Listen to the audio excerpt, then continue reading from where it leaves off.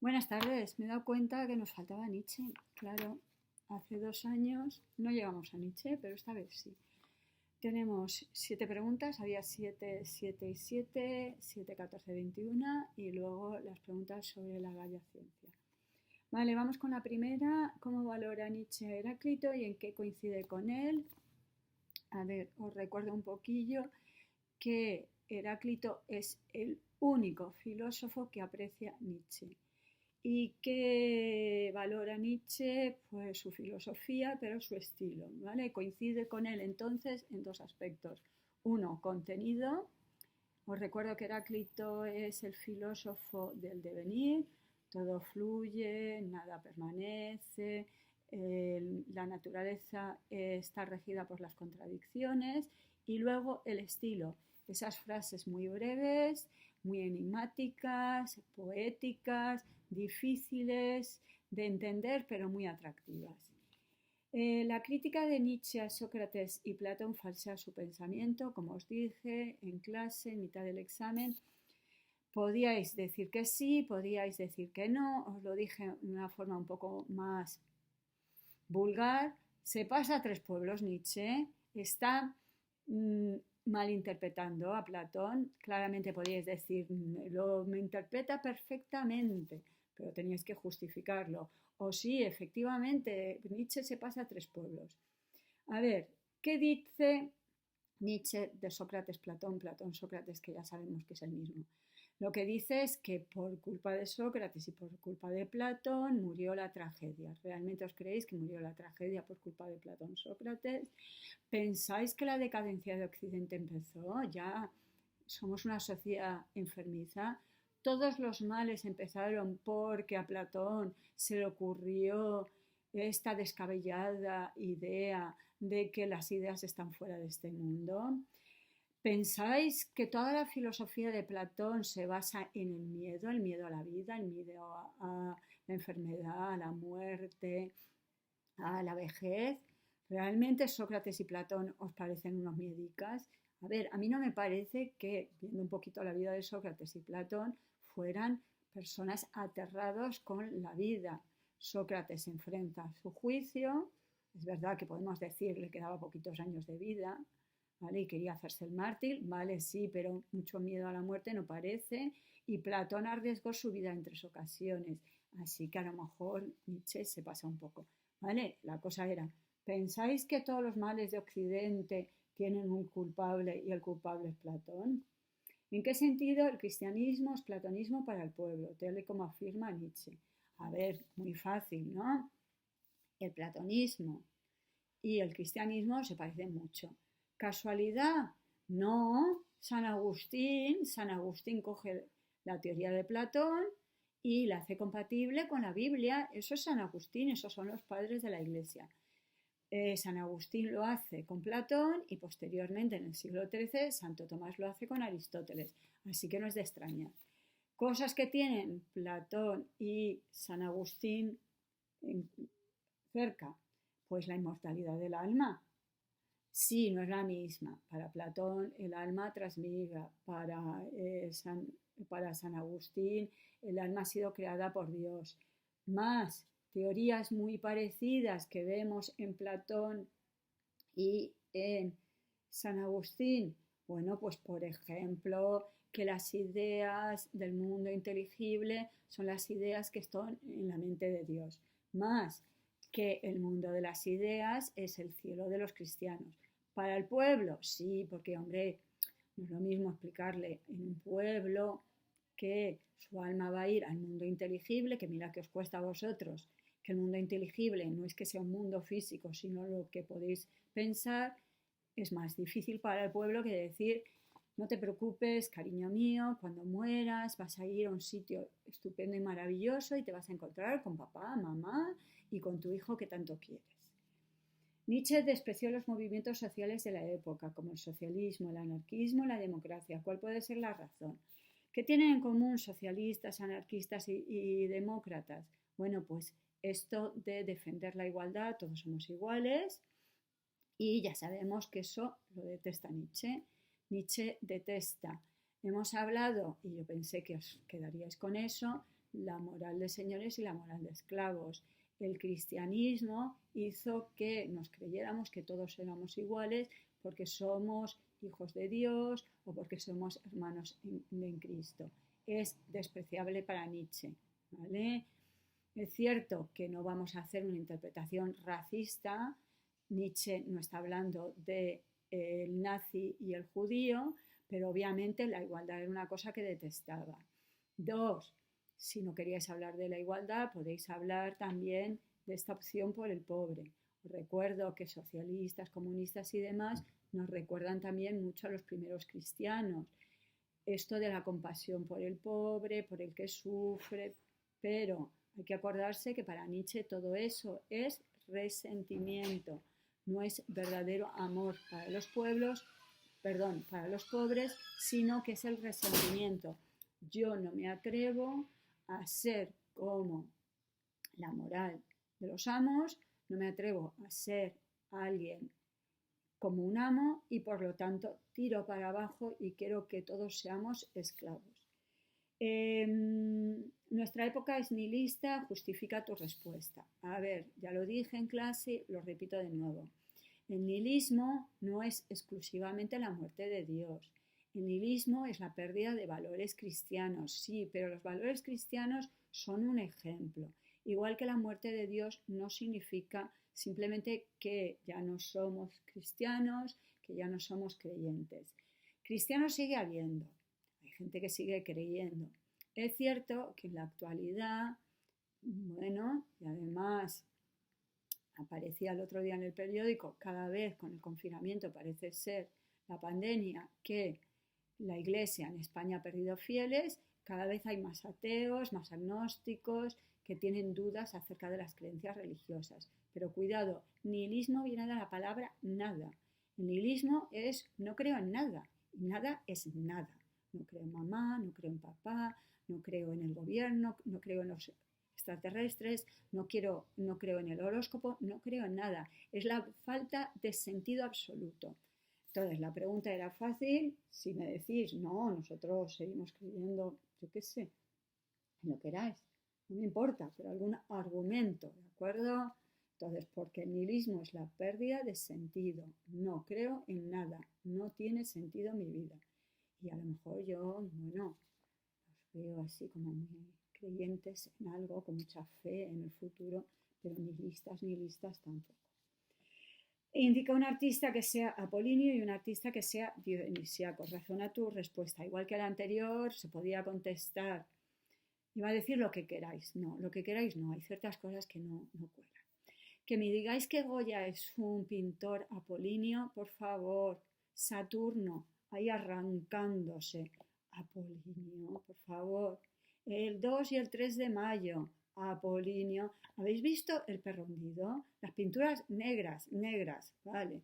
Entonces, cualquier cosa no me valía, pero bueno, que podemos argumentar, es como somos nihilistas, hemos perdido el sentido, la vida no tiene sentido, o la vida sí tiene sentido por esto o por lo otro. ¿De acuerdo? Era así. Vale. Cuidado con una cosa, Apolinio Dionisiaco, buenos y malos. Dioniso es el malote de la clase que le chista a la profe. No, por favor, no seamos infantiles. Dioniso es un dios, es una metáfora. Y no es una metáfora el niño malo de la clase, el que se enfrenta al profesor. No, no es el que se salta las leyes, por favor. Es un dios. Los dioses no se saltan las leyes porque no hay leyes, ¿de acuerdo? Dioniso, ¿qué representa? Dioniso representa el alcohol, bueno, más bien el vino, a ver, será el alcohol de los griegos, la tragedia y la locura, ¿vale? Lo digo porque algunos me decís que se saltan las leyes y otros me decís que es muy divertido, ¿vale? A ver, la locura no es divertida, no seamos chorras, ¿de acuerdo? La locura no es divertida y el alcohol, os recuerdo, es una drogadura, una cosa que se llama los comas etílicos. Y Nietzsche es cualquier cosa menos ñoño. Así que Dioniso no es, ay, qué divertido, me tengo unas cañitas con los amigos. No, es acabo en urgencias y estoy en un coma etílico. Eso es Dioniso, así que mucho cuidado, ¿de acuerdo? A ver, es una pregunta muy fácil. ¿Cuántos artistas, sobre todo músicos de rock en los años 70, conocéis que murieron con 27 años por drogas, ¿de acuerdo? Y no pretendían ser las malosas, como me dicen que las drogas están mal por eso. A ver, había esta idea que el artista es alguien que, como decía, walk on the wild side of life, que se iba por el lado oscuro, ¿de acuerdo? Pero el lado oscuro no es que papá me dice a las 10 y yo llego a las 11, ¿vale? No seamos tan ñoños. Entonces, ¿quiénes? Pues Janis Joplin, Jim Morrison, Jimi Hendrix. Posteriormente, pues Amy Winehouse también. Pero bueno, si querías un pintor, Goya no, ¿vale? Como Apolinio no. Pero como a lo mejor Dionisíaco sí. Pobre acabó sordo, eso era problemático, se fue de España, estaba horrorizado, tiene grabados de los horrores de la guerra, o sea que aceptaba aquí la vida con todo lo que tiene de durito, ¿vale? Artistas, si querías, pues, a ver, yo os puse el ejemplo de Van Gogh, acaba cortándose una oreja, qué divertido cortarse una oreja, le mola mucho, acaba suicidándose, ¿vale? Es un gran artista, pero obviamente no es Apolinio. Apolinios, bueno, ¿cuántos artistas podemos conocer que su arte sea racional, sea armónico, la luz? Bueno, pues cualquiera que queráis, por ejemplo, neoclasicistas, Ingres frente al Delacroix, el clasicismo frente al romanticismo. ¿De acuerdo? Los románticos son muy dionisíacos frente a los clásicos, que son muy apolíneos. El arte ha ido dando esos bandazos. Lo importante son las emociones, lo importante es la razón, la armonía, la claridad, el dibujo, frente a el color, la emoción, el movimiento. Porque según Nietzsche el arte expresa la realidad de un modo más adecuado que la filosofía o la ciencia, dado que la realidad para Nietzsche es irracional, la ciencia, la filosofía no puede expresar. Para poder expresar la realidad necesito metáforas, no puedo utilizar conceptos y menos números. Entonces era muy fácil el arte en cuanto que no es algo racional, sobre todo porque a ver, Nietzsche quiere que tenga ciertos aspectos dionisíacos, no sea fundamentalmente apolíneo. Vale, vuelvo a la pregunta anterior. Entonces, lo dionisíaco y lo apolíneo no son los buenos y los malos, ¿vale? Es lo racional frente a lo vital, ¿de acuerdo? Entonces, el arte, no todo ello, pero un arte que fuera dionisíaco y no completamente dionisíaco, porque si yo acabo loquito o en un coma etílico, poco arte voy a hacer, ¿vale? Expresaría mejor esos aspectos irracionales de la vida, de la realidad. Vamos con el texto. El texto, que deberíais haber leído, que yo ya sé que no os leéis los textos, ¿qué le vamos a hacer? Una cosa ¿qué le vamos a hacer? Pues yo ya lo sé, se llama el Gai Saber. ¿Y cuál es el Gai Saber? La Gaia ciencia, la poesía. Ya sabemos que Nietzsche valora el arte frente a la ciencia y la filosofía, que para él ciencia, filosofía, religión y moral es lo mismo. La primera pregunta, ¿qué significa el subtítulo que emplea Nietzsche, nosotros los sin miedo? Cuidado porque ese nosotros es un plural, pero es un plural de educación. Cuando uno escribe bien, habla en plural, no dice yo, sino, por ejemplo, las tesis doctorales se escriben en plural, ¿de acuerdo? Esos nosotros sin miedo es Nietzsche. ¿Y por qué Nietzsche no tiene miedo? Porque Nietzsche, y para eso os dije, leer las preguntas, tenéis las pistas, ¿qué acepta Nietzsche que el resto no están dispuestos a aceptar? Bueno, pues el más grande de los acontecimientos que ha ocurrido, que Dios ha muerto. Por eso Nietzsche no tiene miedo, porque acepta lo que sus contemporáneos no están dispuestos a aceptar, que Dios ha muerto. ¿Y qué significa? Repito, no significa simplemente que ahora de repente seamos ateos, significa que hemos perdido todas las creencias. Dios, el Dios de los cristianos con mayúscula, representa la verdad. La verdad puede ser la filosofía, puede ser la religión, puede ser la ciencia. Es esta idea de que había un sustento en nuestra cultura, ¿de acuerdo? Entonces, la muerte de Dios es la muerte de la ciencia, la muerte de la metafísica, la muerte de los valores, la muerte de la religión, de todo, ¿vale? Es el nihilismo, ¿de acuerdo? Dios, por lo tanto, no es una cuestión únicamente de religión, es un símbolo de Occidente. Pues Occidente ha muerto. ¿Qué significa el subtítulo que añade Nietzsche? ¿En qué medida somos piadosos nosotros también? Tiene mucho que ver con lo anterior. Sí, en el primer, que ya veis, son muy cortitos, bueno, perdón, no lo habéis visto, vale, son muy cortitos, el texto de Nietzsche es muy breve, son 4 y ni siquiera llegan a media cara, ¿vale? Pues en este lo que hace es una crítica a la ciencia, ¿vale? A ver, crítica en su época, porque algunos me decís que en la época de Nietzsche se creía en Dios y ahora creemos en la ciencia. Pues tampoco creemos mucho en la ciencia, ¿eh? Yo no lo veo que seamos grandes positivistas en la actualidad. En la época de Nietzsche sí, había una corriente que es la de Comte, que es el positivismo, y después del romanticismo vino una reacción que es justamente él tenía una fe incuestionable sobre la ciencia. Yo no la veo, ¿vale? Hoy en día hay antivacunas, hoy en día hay terraplanistas, hoy en día hay fake news. La gente nos dice, no te fíes de lo que aparece en internet y cuidado, vamos a leernos lo que dice en el CSIC, ¿de acuerdo? Pero ya digo que era opinable, cada cual podía argumentar lo que quisiera. Que hemos perdido todos los valores o que algunos valores se mantienen.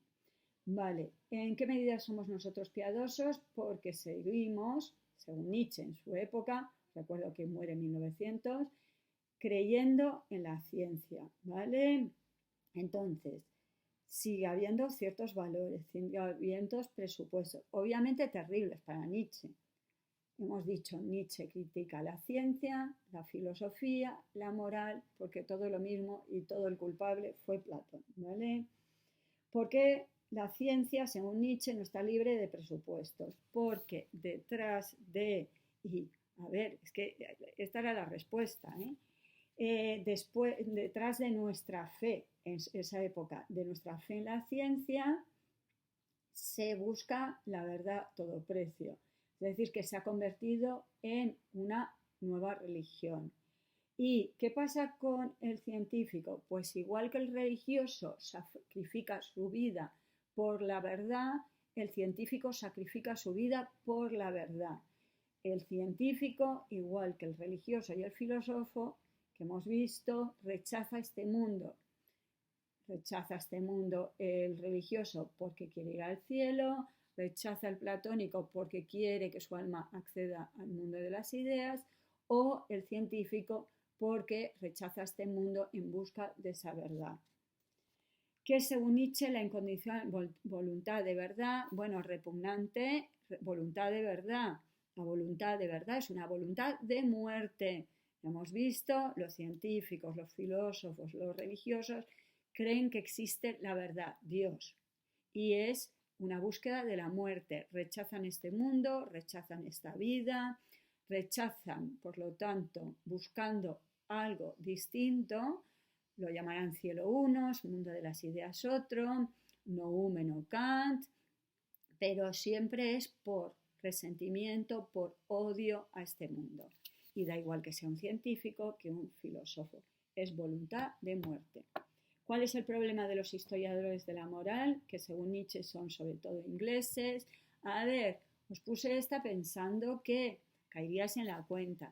¿Qué filósofo inglés hemos visto? Bueno, más que inglés, escocés. ¿Y qué dice sobre la moral? Que se basa en el sentimiento, que se basa en la compasión, que se basa en el altruismo. Según Nietzsche, la moral, y como veis, es una crítica primero a la ciencia y luego aquí a la moral, y el primero es acerca de la muerte de Dios, ¿vale? La crítica que está haciendo a la moral es que los moralistas han pensado que lo bueno es ser altruista y lo malo ser egoísta. Os recuerdo que Nietzsche tiene un libro que se llama Más allá del bien y del mal. Esto de que lo bueno es pensar en los demás y lo malo es pensar en uno, hay que evitarlo, hay que ir más allá. Su nuevo valor va a ser aquello que favorezca la vida o aquello que va en contra de la vida. No si yo soy compasivo o si yo soy egoísta, ¿de acuerdo? Entonces esa es su crítica. Mucho cuidado porque en el Gay Saber no aparece el superhombre, no aparece la moral de amo y esclavo, ¿de acuerdo? Mucho cuidado porque luego, cuando estáis haciendo la pregunta número 1, veis ahí cosas que no aparecen. Ya vimos, por ejemplo, en el texto de Platón no aparece la división tripartita del alma, no aparece la dialéctica, sí que aparece la reminiscencia. Cuidado, en el Gay Saber no es así habló Zaratustra, ahí es donde aparece el superhombre. Así que cuidado con no leer cosas que no aparecen porque es otra obra. Será posteriormente Nietzsche, en Así habló Zaratustra, aparece el superhombre, las transmutaciones y la moral de amo y esclavo no aparece en esta obra, es otra obra. Bueno, pues hasta luego y nos vemos en el examen de la tercera evaluación. Mucha suerte.